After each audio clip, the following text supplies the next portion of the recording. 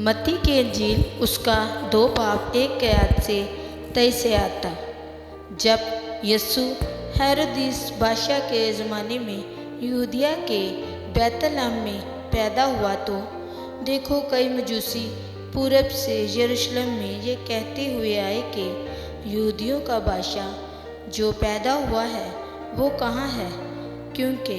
पूरब में उसका सितारा देखकर हम उसे सजदा करने आए हैं। ये सुनकर हेरोदिस बादशाह और उसके साथ यरूशलेम के सब लोग घबरा गए और उसने कौम के सब सरदार काहिनों और फकीहों को जमा करके उनसे पूछा कि मसीह की पैदाइश कहाँ होनी चाहिए। उन्होंने उससे कहा, यहूदिया के बैतलहम में, क्योंकि नबी की मार्फत यूँ लिखा गया है कि ए बैतलहम यहूदा के इलाके, तू यहूदा के हाकिमों में हरगिज़ सबसे छोटा नहीं, क्योंकि तुझ में से एक सरदार निकलेगा जो मेरी उम्मत इस्राएल की गलाबानी करेगा। उस पर हेरोदिस ने मजूसियों को चुपके से बुलाकर उनसे तहकीक की कि वो सितारा किस वक्त दिखाई दिया था, और ये कहकर उन्हें बैतलहम को भेजा कि जा कर उस बच्चे की बाबत ठीक ठीक दरियाफ्त करो, और जब वो मिले तो मुझे खबर दो ताकि मैं भी आकर उसे सजदा करूं। वो बादशाह की बात सुनकर रवाना हुए, और देखो जो सितारा उन्होंने पूरब में देखा था वो उनके आगे आगे चला, यहाँ तक कि उस जगह के ऊपर जाकर ठहर गया जहाँ वो बच्चा था। वो सितारे को देखकर नहायत खुश हुए और उस घर में पहुंचकर बच्चे को उसकी माँ मरियम के पास देखा और उसके आगे गिरकर सजदा किया और अपने डिब्बे खोलकर सोना और लुबान और मुर उसको नज़र किया, और हेरोदिस के पास फिर ना जाने की हिदायत ख्वाब में पाकर दूसरी रात से अपने मुल्क को रवाना हुए। जब वो रवाना हो गए तो देखो खुदावंद के फरिश्ते ने यूसुफ को ख्वाब में दिखाई देकर कहा, उठ बच्चे और उसकी माँ को साथ लेकर मिस्र को भाग जा,